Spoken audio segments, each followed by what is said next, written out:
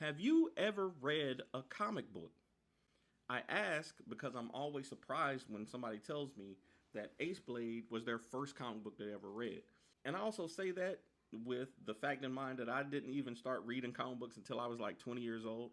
Of course, I knew Batman and Superman. I watched all the cartoons and the movies, but I never actually physically read a comic book until I was old enough to buy them myself. So with that in mind, it's not shocking that there are millions of people out there who've never read an actual comic book. But if you're considering reading a comic book for your first time, I think independently published book like Aceblade would be a good place to start. A lot of indie comics out there, we don't have 1,000 issues that you got to know or connected characters and stories that you have to know before you can dive in.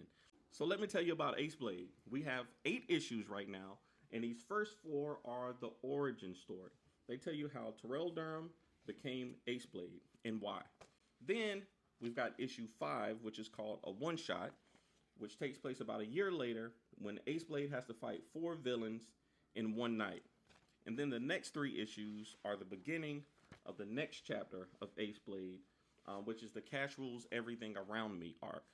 So, if you got any questions about Aceblade or you're considering reading an indie comic for the first time, ask me your questions. I would love to provide you all the information to help you make that decision. But until next time, stay vigilant, my friends. I'm out of here.